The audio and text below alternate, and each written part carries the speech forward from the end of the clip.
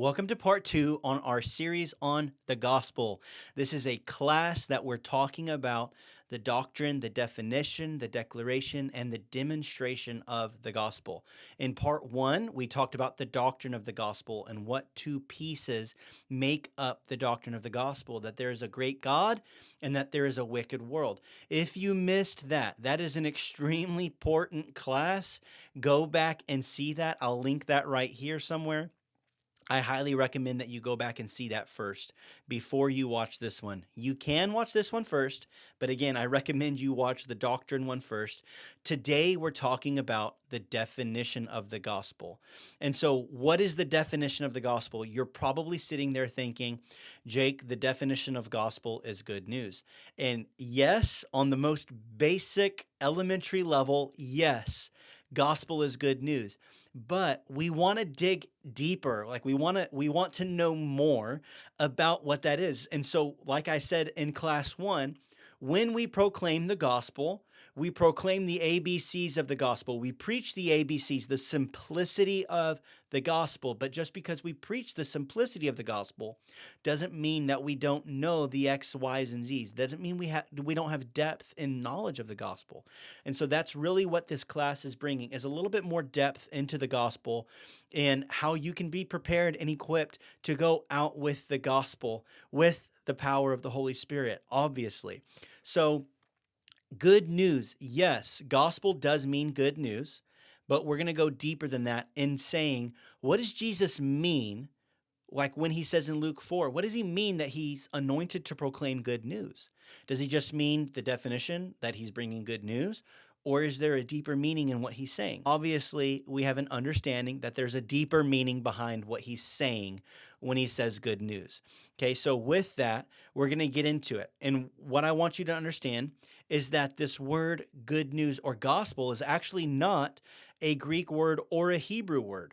It's neither. The word gospel is actually taken from an Old English word, Godspell. And it's one word, Godspell, and it meant good story. Okay, so people translated the Greek word euangelion as the word Godspell in English, which is good story. Euangelion meant a reward for bringing good news. And this was not just religious good news. This was general, just basic good news. Like if you bring good news, that was euangelion. That was good news, the word good news. And again, like I said, definition-wise, that is the most basic level that we could get to. But over time, this word euangelion became associated with good news delivered after victory in battle, or when a king's ascension to his throne is announced. I'm going to say that again because I want you to get it. Over time, the Greek word euangelion became associated with good news delivered after victory in battle, or when a king's ascension to his throne is announced. So when Jesus uses this word about what he is bringing, he is tying it to this kind of news. And so I want to look into Luke chapter 4. This is Jesus reading from the scroll of Isaiah. And so it says this, that the Spirit of the Lord is upon me because he has anointed me to proclaim good news to the poor. He has sent me to proclaim liberty to the captives and recovering of sight to the blind, to set at liberty those who are oppressed. So what I want you to understand real quick, we know that if you don't know this, the Old Testament is Hebrew, the New Testament is Greek, right? And so that's what we've been talking about, euangelion. But it's important because in this verse itself, Jesus, though it's in the New Testament, and if you look in the New Testament, it would be Greek words, but Jesus in here is actually in a synagogue service reading from the scroll of Isaiah. He's reading from Isaiah chapter 61, I believe. And in that scroll, in the Hebrew, that word for good news is actually basar, or glad tidings. Okay, so we're going to look a little bit into that word basar. What is basar? What does basar mean? and tie that, because Basar and Evangelion are now tied together, of Jesus talking about bringing the good news or the glad tidings, that he's been anointed to proclaim it. Okay, so I'm going to give you just a few verses here.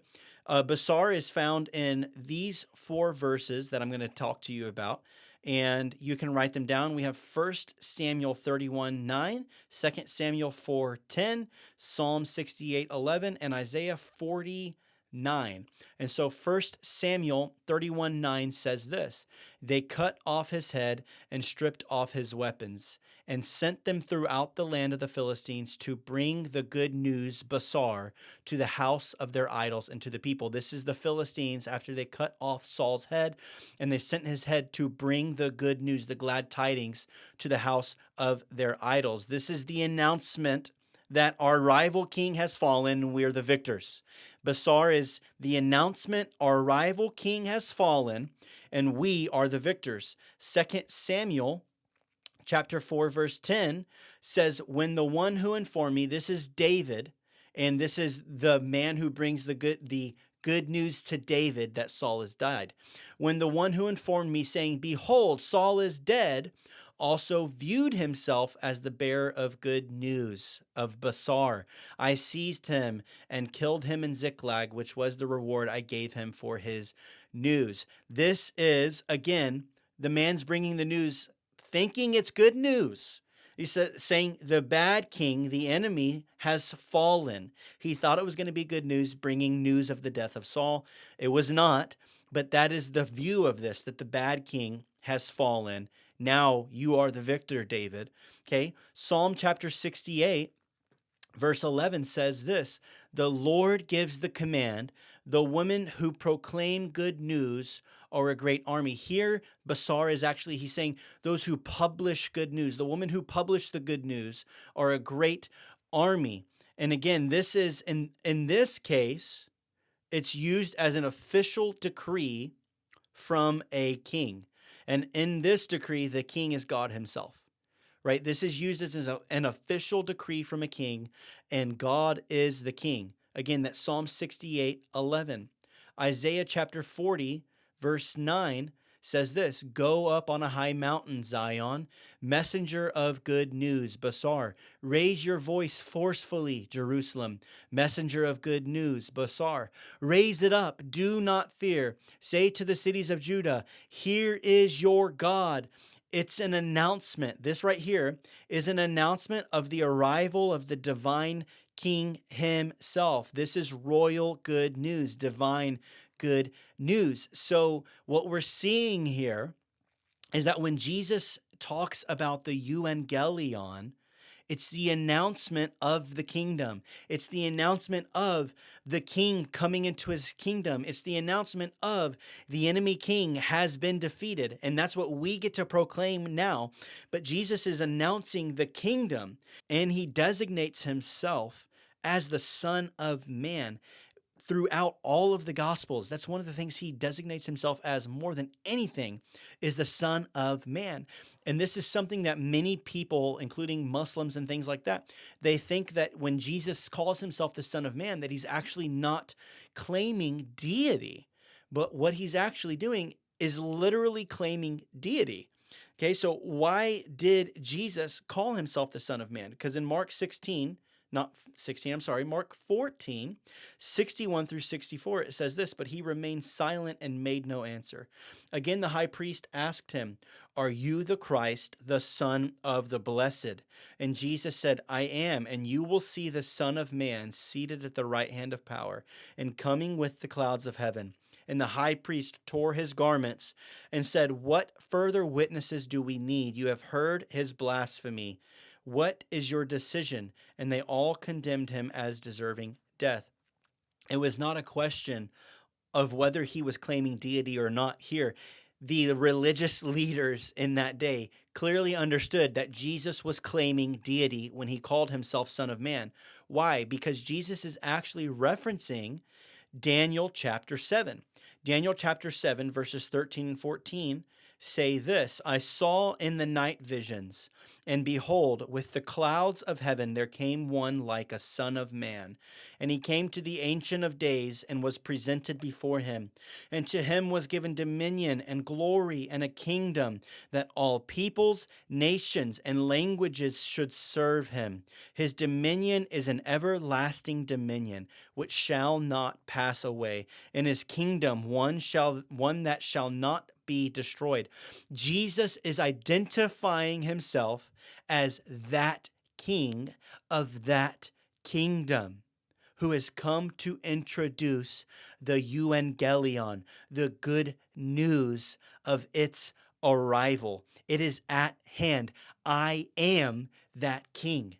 I am the king of that kingdom. In Daniel chapter 7, I am the Son of Man.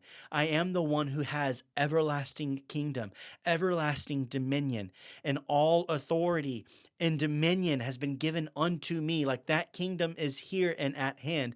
And he's announcing it. When he reads Luke chapter 4, that's what he's saying. That's me. I'm here now. And so that this is the best news. It's God himself coming to set up his kingdom, and now we get to preach it in all of the earth. The gospel is the announcement of the arrival of a new kingdom and a new king. It's not just good news. It's in the most generic sense. It is specifically the good news that the king has come. He has won victory over the enemy. He has set up his kingdom, and we get to take part. That Jesus Christ is Lord. That is the good news. It's not just good news in general. It is the kingdom is here. The king has arrived. The king has come, and he has set up his kingdom. So if you understand that now, when you read the euangelion, when you read the word euangelion, like in the scriptures and in the gospels, I want you to come to this realization that it's not just good news. Like it's not just, oh yeah, Jesus came to bring the good news. No, he came to announce the kingdom. And that's what we get to do now. We announce the kingdom. We announce the king. We could go into this whole thing on the preaching of the gospel that we're going to get into later, of the kerygma or carousel, that we are proclaimers. We proclaim, we herald the good news. We'll just go into it now. Like Jesus talks about, we proclaim, and he says it in Matthew chapter 10. He says, as you go, preach, carousel, proclaim. The kingdom of heaven is at hand. Heal the sick, cleanse the lepers, raise the dead, cast out demons. Freely you have received, now freely give. And so many times throughout Scripture, we see that word, carousel, and it's the proclamation, the heralding of the good news. A herald was someone, like we see through the euangelion, a herald was someone who would actually go and bring forth the good news of the victory in battle. That is what evangelists are. We are heralds of the good news of victory in battle, and of the king setting up his kingdom and coming and ascending into his throne. That is what evangelists are. That is what we do. We herald the good news, carousel. And the best example I can think of, I live down here in South Texas. I live about 30 minutes from Galveston, Texas. And when Abe Lincoln signed the Emancipation Proclamation that freed all the slaves, right? He signed that into law, and it was supposed to free all the slaves. But word doesn't get out the way it gets out now in 1865. Word takes a lot longer to get out.